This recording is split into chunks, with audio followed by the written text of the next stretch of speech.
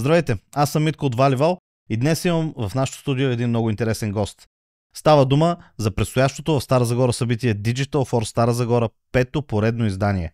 И с мен днес е един от организаторите от Digital for, който всъщност е организирал стотици събития в целия свят и може много интересни неща да ни каже по принцип за организацията на събития, а и по-конкретно защо да дойдете на предстоящото събитие Digital for Стара Загора 2025 година. С нас е Преслав Бобев.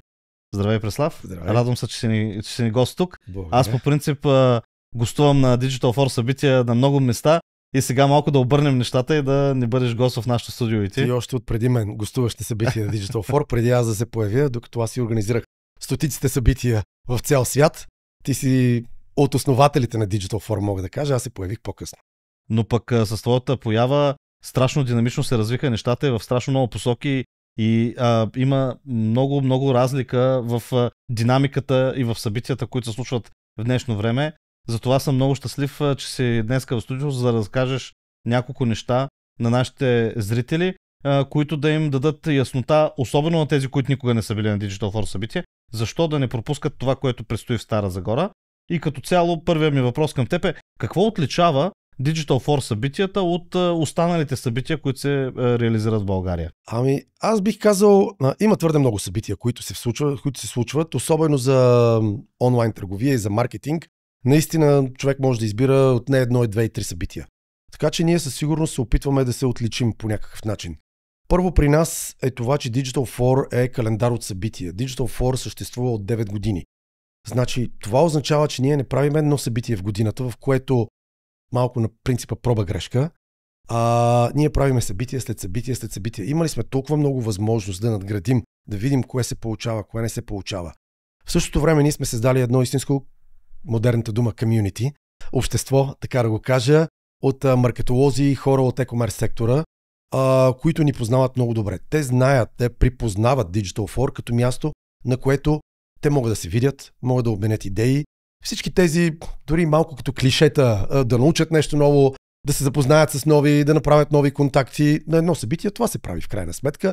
Човек създава нови контакти, човек си избира 5 презентации, на които да влезе в залата, защото в крайна сметка това не е дигитален маркетинг for dummies, да започваме от А, Б и В.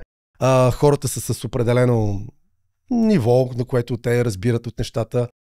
Мен много ме радва това, че нашата аудитория до голяма степен е такава, която предварително има план.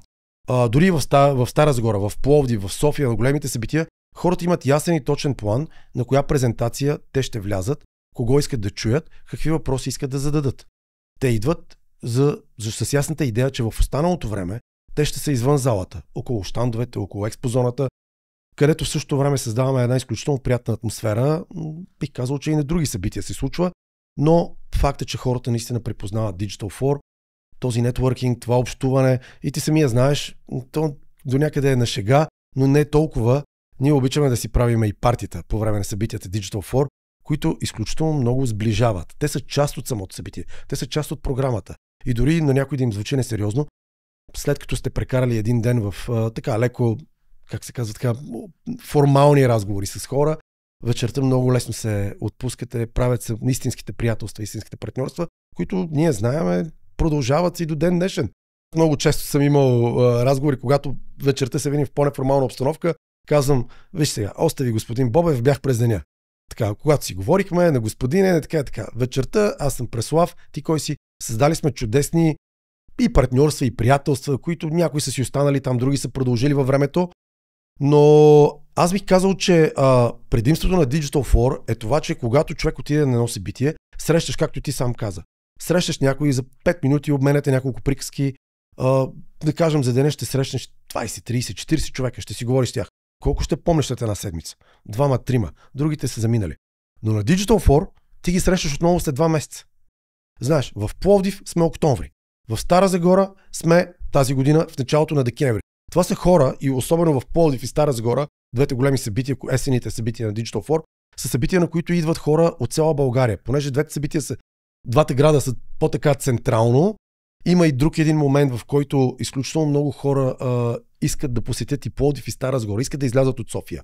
ние много мисля, че това е много печелим от това, че сме тези, които правим събития и в Пловдив, и в Стара Загора, защото хората наистина има, не омръзнало, но така много събития има в София. Сега, примерно, аз съм от Варна, запаля колата да дойда до Пловдив едната вечер, да съм цял ден на събитие вечерта, да тръгна обратно.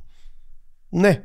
Аз самото идване в Пловдив, нагласата ми предварително е, че отивам на събитие, на което аз ще остана 2 дни, подготвил съм се, дори да бъда и турист до някъде, малко да се поразходя.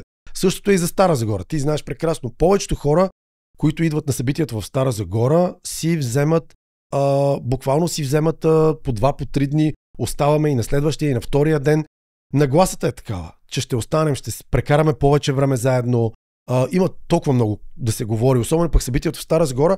Аз би го отличил, примерно едно много динамично събитие като Digital for Sofia, което в рамките на един ден, 3 зали, последните 2 години минаваме 900 човека на това събитие. То е така, там е един кошер, който ври, но в 6:30 приключваме.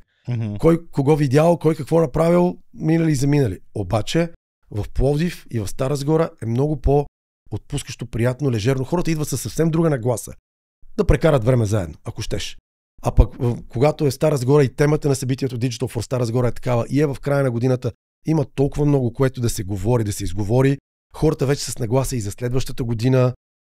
Малко така се прави един като обобщение. Ето това направихме. Може би това е и последното събитие за годината маркетингово, почти съм сигурен, че ще бъде голямо събитие.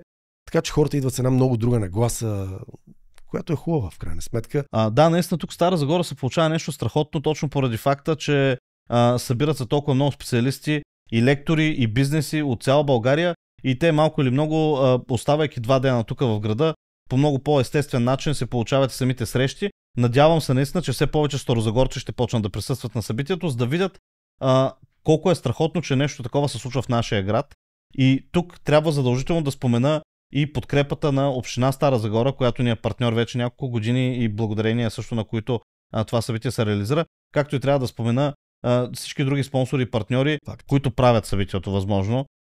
Ти ще потвърдиш, че едно такова събитие е много трудоемко за организация. Невъзможно. Без партньори и без в случай общината, по-скоро би било невъзможно. Бих казал, че би било невъзможно да се направи или да се направи в този мащаб, в това качество събитието. Така че безспорно, без тяхната помощ. Абсолютно сме благодарни на всички партньорства и се надявам все повече компании тук в Стара Загора да оценят какво правим и комюнитито, което се създава, за да може да се включат в цялото това нещо по един или друг начин и да можем да го градим нагоре. Аз смятам, че събитието в Стара Загора има потенциал да се развива все повече и повече и смятам, че имаме на къде да вървим. Събитието го е доказва го всяка година. Да, аз бих бил много радостен, ако видя повече подкрепа от местния бизнес. Защото това, което ние, малко парадоксално, ние в Стара Загора научихме да идват партньори, които всъщност са от София и спонсори. Научихме експерти, които са от София, много от тях, примерно казвам болшинството, които знаят, че в Стара Загора събитието си струва и те отделят 2 дни от времето си. Това са заети хора. Също така това са хора, които изключително много са канени навсякъде. Те си избират, подбират, разбира се, къде да участват.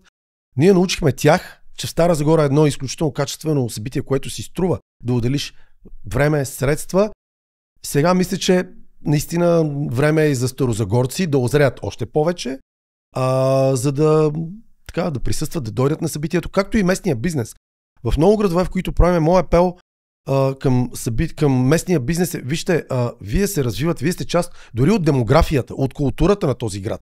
Това, че имате огромен цех за производство, примерно на кренвирши или каквото и да е, това не ви прави един отделен остров, една самостоятелна единица в този град. Не, вие сте част от този град, вие сте работодатели, вие живеете в този град, всичко вие е в този град. Така че вие трябва да подкрепяте дали такива компании, които имат възможност, разбира се, искам да кажа, дали ще е културни събития, дали ще е подобни събития като Digital for, които са според мен дори микс култура, наука, бизнес, така да се каже. Апела ми е към такива компании дори малко, но да не игнорират, а да бъдат част и да участват. Това също е начин за тях да бъдат съпричастни и да се откроят, да бъдат част от... Абсолютно. Абсолютно. Аз отправям този апел и още веднъж потвърждавам, че много се радвам да видя развитието от първото издание на Digital for Стара Загора, когато в експозоната имахме една единствена компания и последните издания, в които вече между 20 и 30 компании от София, от цяла България се присъединяват и идват да са изложители в нашата експозона. Да. Дори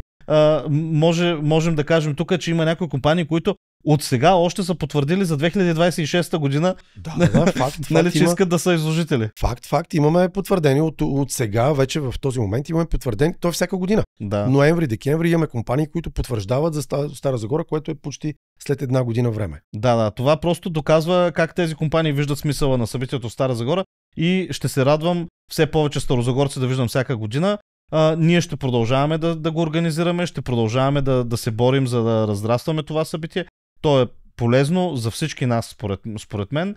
И аз благодаря много на Digital Force за партньорството, което имаме вече толкова години и за възможността да го организираме заедно, защото без вас също нямаше да можем в Стара Загора да имаме силите само от дигитална агенция Валивал да организираме самостоятелно нещо. То е взаимно. Но заедно, когато се съберем, можем да правим по-страхотни неща. Даже аз мога да дам пример тук и за събитието в София, което споменахме малко по-рано, което става грандиозно събитие. Отново благодарение на това, че намерихте начин да го правите с партньори, които да допринесат допълнително, нали, на ефекта, който се създава. И обратно събития, които сега няма нужда да казвам градовете, в които не получихме достатъчно подкрепа. С цялата ми благодарност към хората, които все пак ни подкрепиха и там, но нямаше достатъчно подкрепа. Ето аз спокойно мога да кажа Бургас. Там не получихме достатъчно подкрепа, не се появи партньор, с който ние да се обединим, в който ние да допренесем с нашата експертиза всичко, което има машината на Digital For, която стои за тази организация, с един местен представител. Не се получи, за съжаление не се получи. Затова в Бургас вече правим друг вид събития. Не правиме Digital For.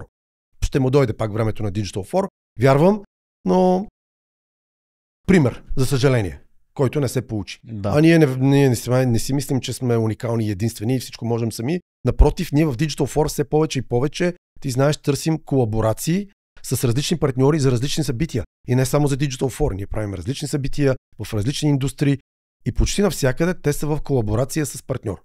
Имаме чудесни примери. И това са събитията, които доказват, че са успешни. Абсолютно. Много удовлетворяващо, когато се намери правилния партньор и можем заедно да работим за общ успех. Смятам, че основата сме положили абсолютно доказано в Стара Загора.